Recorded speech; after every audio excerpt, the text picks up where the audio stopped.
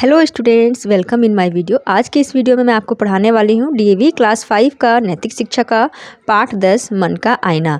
बच्चों, इसमें आपका इंटरनल क्वेश्चंस आते हैं, इसलिए पार्ट का हर एक पॉइंट्स आपको लर्न करना बहुत ज़रूरी है। तो मैं सारे जो भी जहाँ से भी शॉर्ट आंसर क्वेश्चन आंसर्स बनते हैं मैं आपको करवाते जाऊँगी। आप उसको अंडरलाइन करते जाइएगा क्योंकि सारे इसमें से इंटरनल क्वेश्चंस आएंगे और फिर लास्ट में इसके एक्सरसाइज में जो दिए हुए क्वेश्चंस हैं उसे भी मैं करवाऊँगी। तो वीडियो को लाइक जरूर कर दीजिएगा और अपने फ्रेंड्स को भी शेयर कर दीजिएगा।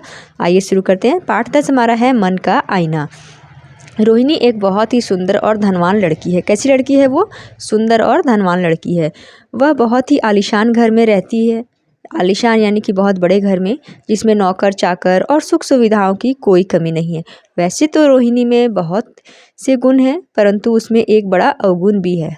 अवगुण मतलब उसके अंदर मतलब कि जो अच्छी क्वालिटी नहीं होती है उसे कहते हैं अवगुण है। वह दूसरों के प्रति दया भाव बिल्कुल नहीं रखती है। तो उसके अंदर अवगुण क्या है? तो क्वेश्चन आ सकता है कि रोहिणी में सबसे बड़ा अवगुण क्या था कि वह दूसरों के प्रति दया भाव बिल्कुल नहीं रखती है। वह जब भी किसी को मुसीबत या परेशानी में देखती तो सोचती कि वह व्यक्ति उसी काबिल है, यानी कि उसी लायक है। वो अपनी परेशानी में अगर उसको किसी को देखती थी क्योंकि ज़रूर उसने ऐसा कुछ किया होगा इसलिए वो ऐसी मुसीबत में फंसा है। ऐसे में अगर कोई उससे मदद या सहायता मांगता तो उस व्यक्ति के मदद मांगने पर भी वह उसकी सहायता नहीं करती थी। अगर कोई मदद मांगता था तो नहीं करती थी क्योंकि उसकी सोच थी कि वो अपने कारण ही उस समस्या में फंसा है। आगे देखिए, वहीं दूसरी ओर उसकी माँ बहुत दयालु और नेकदिल औरत थी। तो देखिए रोहिणी का व्यवहार कैसा था? अच्छा था, लेकिन एक अवगुण था उसके अंदर क्या कि वह दूसरे के प्रति दया भाव नहीं था। लेकिन उसकी माँ दयालु और नेकदिल औरत है। वह दूसरों की मदद करने में कभी पीछे नहीं रहती है। वे अक्सर अपनी बेटी को दूसरों के प्रति दयालु और संवेदनशील बनने को कहती हैं। रोहिणी अपनी माँ को यह कहकर चुप करा देती, क्या कह के चुप कराती थी कि लोग अपनी परेशानियों के लिए खुद जिम्मेदार होते हैं, इसलिए उनकी मदद करने या उन पर दया दिखाने की कोई आवश्यकता नहीं है। तो इसकी सोच कैसी थी कि लोग अपनी परेशानियों के लिए खुद जिम्मेदार होते हैं। इस पॉइंट को लर्न करिएगा। एक शाम रोहिणी घूमते घूमते अपने घर से कुछ दूर एक बगीचे में जा पहुंची। उसे एक बगीचे में एक वृद्ध औरत मिली। तो बगीचे में उसे कौन मिला? तो एक वृद्ध औरत मिली। वृद्ध यानी कि बूढ़ी औरत। वह औरत बहुत ही थकी हुई लग रही थी तथा उसे बहुत प्यास भी लगी थी। उसने रोहिणी से पीने के लिए पानी मांगा। रोहिणी ने उसे पानी देने से यह कहकर मना कर दिया कि उसे घर से निकलते समय अपने साथ पानी लेकर चलना चाहिए था। तो देखिए, ये बूढ़ी औरत ने जब पानी मांगा तो उसने उसको मना कर दिया कि जब घर से बाहर निकलती तो अपना पानी लेके आना चाहिए था तुम्हें, और उसको पानी देने से मना कर देती है। उस वृद्ध महिला के बार बार कहने पर रोहिणी ने उसे अपनी पानी की बोतल दे तो दी, परंतु साथ ही वह उसे बुरा भला कहते हुए बोली कि अगर उसे इतनी प्यास लगती है तो उसे पानी लेकर निकलना चाहिए। देखिए कितना खराब व्यवहार था उसका, रोहिणी का। उस वृद्ध महिला ने पानी पिया और रोहिणी को उसकी पानी की बोतल वापस देते हुए बोली, क्योंकि तुमने मुझे पानी दिया है इसलिए मैं तुम्हें यह आईना उपहार के रूप में दे रही हूँ। तो ये बूढ़ी औरत ने इसको पानी पिलाया रोहिणी ने, तो इसके बदले उसने उसको उपहार में यानी गिफ्ट में क्या दिया? तो एक आईना दिया। तो गिफ्ट में उसे क्या दिया? यानी कि उपहार में तो आईना दिया। यह मैं तुम्हें उस एहसान के बदले दे रही हूँ जो तुमने पानी देकर मुझ पर किया है। क्योंकि उसे पानी पिलाया इसीलिए उसी एहसान के बदले वो उसे ये आईना देती है। हालांकि पानी पिलाना पुण्य का काम है और इतना तो तुम्हें किसी भी प्राणी पर दया भाव रखते हुए करना ही चाहिए। रोहिणी अपनी पानी की बोतल और वह आईना लेकर अपने घर की तरफ चल दी। घर पहुंचकर उसने उस आईने को एक दीवार पर टांग दिया और फिर वह नहाने चली गई। जब वह नहाकर आई तो अपने बाल बनाने के लिए उसने उस आईने में अपनी शक्ल देखी। वह आईने में अपना चेहरा देखकर सहम गई यानी कि डर गई। उसे आईने में वह बहुत ही बदसूरत और उदास नज़र आ रही थी। कैसी नज़र आ रही थी आईने में? तो बदसूरत और उदास नज़र आ रही थी। उसे समझ नहीं आया कि उसके चेहरे का क्या हो गया है। डर के मारे उसने वह आईना उठाकर वापस दीवार पर टांग दिया और दूसरा आईना उठाकर उसमें अपने चेहरे को देखा। इस आईने में वह वैसी ही दिखाई दी जैसे प्रतिदिन दिखती थी, यानी कि इस आईने में नॉर्मल जैसा उसका चेहरा है जैसा वो दिखती थी रोज़ वैसा ही दिखाई दी। उसने दीवार से फिर वही आईना उतारा और उसमें अपनी शक्ल दोबारा देखी तो इस आईने में वह अभी भी बहुत उदास और बदसूरत लग रही थी। तो ऐसा क्यों लग रहा था, आगे हम पढ़ेंगे इसके बारे में।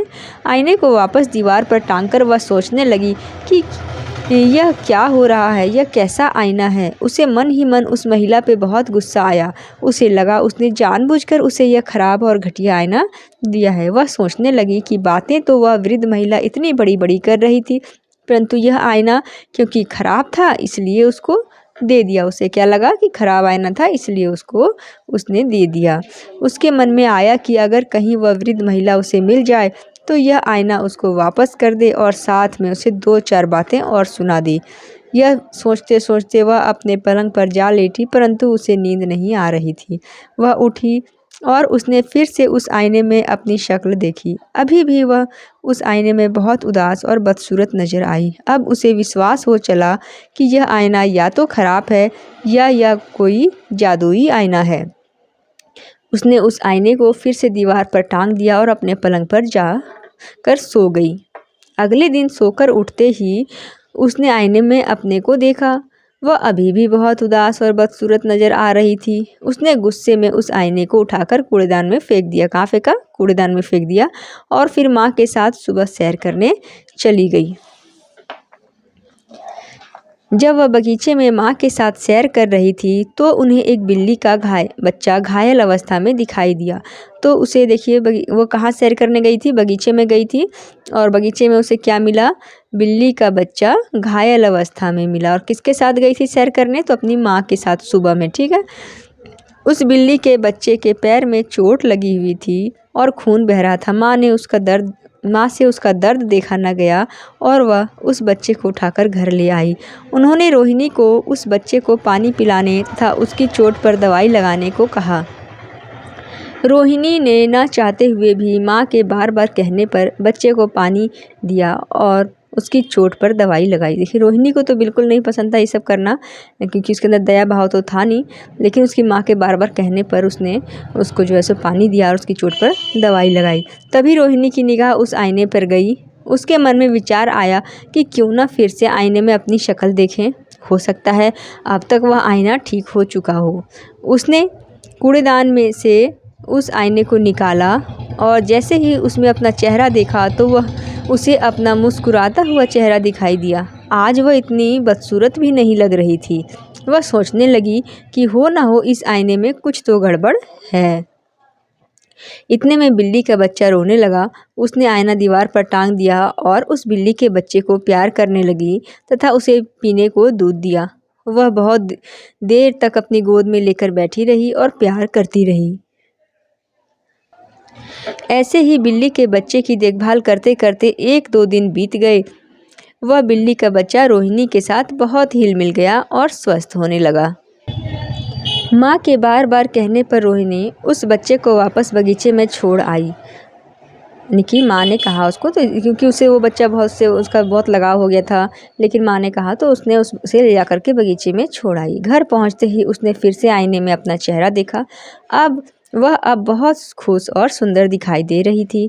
रोहिणी सोचने लगी यह कैसा आईना है, कभी उसे बदसूरत और दुखी दिखाता है तो कभी उसे बहुत सुंदर और खुश दिखाता है। इसका मतलब क्या हुआ कि जब हम किसी दूसरों के प्रति दया भाव रखते हैं, उसके प्रति प्रेम रखते हैं, तो हमारा चेहरा जो है वो सुंदर क्यों दिखता है। जब आप अंदर से खुश होते हैं, आपका मन खुश होता है, तो आपका चेहरे पे वो खुशी स्पष्ट दिखती है। लेकिन अगर आप अंदर से गुस्सा, चिड़चिड़े हैं, दूसरे से नफरत है, ईर्ष्या है, तो आपके चेहरे पे भी वो चीज़ दिखाई देगी।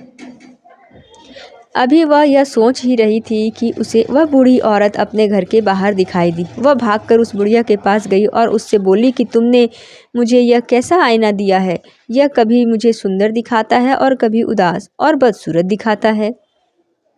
वह बूढ़ी औरत मुस्कुराते हुए बोली, यह आईना तो वही दिखाता है जो तुम्हारे मन में होता है, यानी कि ये तुम्हारे मन के विचारों को दिखाता है। यह आईना सिर्फ तुम्हारी शक्ल ही नहीं बल्कि तुम्हारे मन के भाव भी दिखाता है। तो यह आईना क्या दिखाता है? मन के भाव भी दिखाता है।